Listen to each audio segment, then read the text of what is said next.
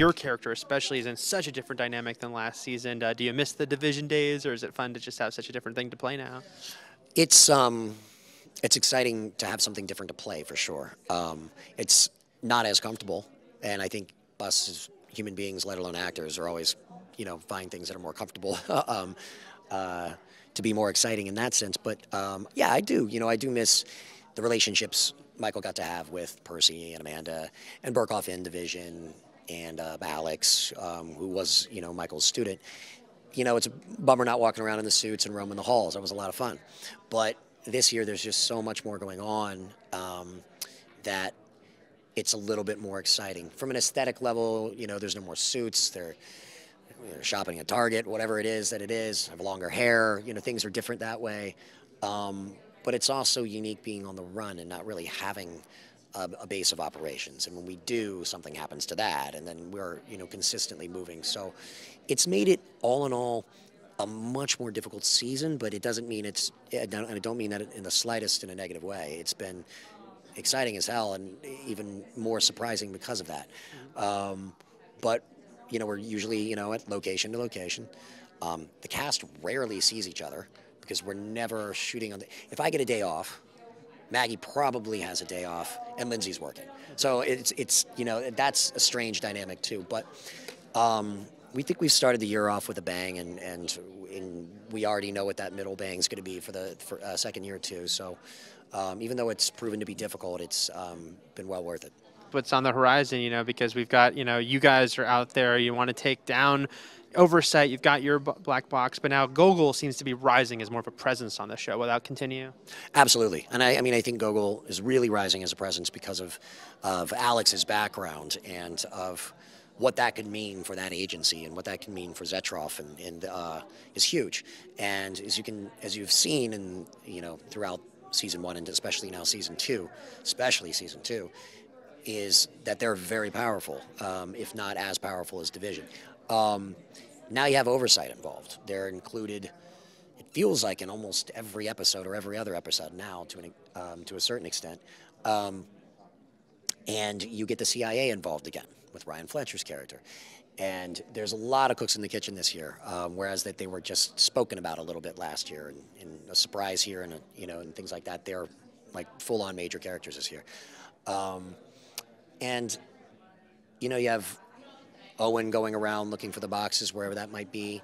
Him, when he comes back in, there's obviously a new Guardian involved in things that may have gone down, and now you have Sean that joins the show, who you're going to find out. Really, so far in 8 episodes, it's kind of amazing. You're going to find out another part of Michael's past that I didn't even expect, which is it's just a hell of a shock, but done very well. You're going to find out a little bit of why Sean's really involved and why he truly cares to be this super soldier, super good soldier, and what his involvement there. And you're going to find a little bit more about Maggie's family. And this all happens in 8 episodes. So, and I don't think none of that's happened in the first 4 that have aired. So we got a lot going on.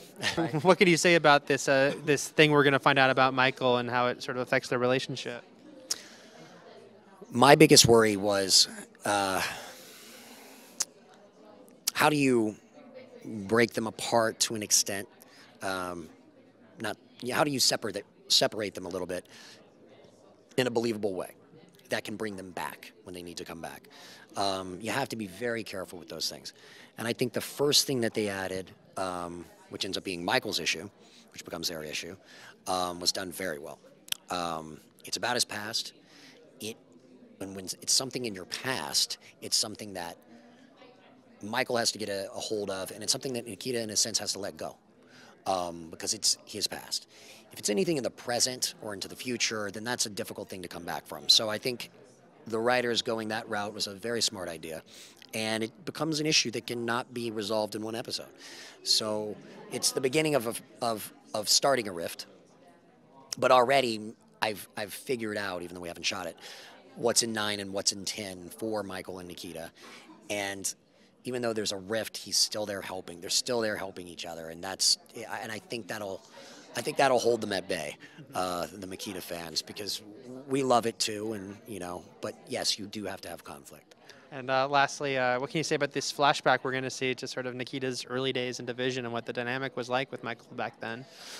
Well, you know, it's an exciting flashback. It's fun, but it doesn't really delve too much into their past that at that point because she doesn't care about Michael. She's a brat recruit that it just entered in, and it's more of just to show how she was originally, and Michael just kind of learning that he might want to help this person because he sees something in her that he hasn't seen in any of the other recruits. So it's going to build on that. I'm sure we'll do more. Currently, though, there was enough to tease into it. But currently, with what we're working right now, I don't think we can add that yet. And it's what Albert was saying earlier. It has to be conducive to the story. It has to move the story along as well. When we do, we add those flashbacks, and they seem to work really well. Well, cool. Well, thanks a lot, man. It was great. Thanks I love a the lot. Good panel. seeing Yeah. you again. Take care. Yes, thank you. Yeah. Okay.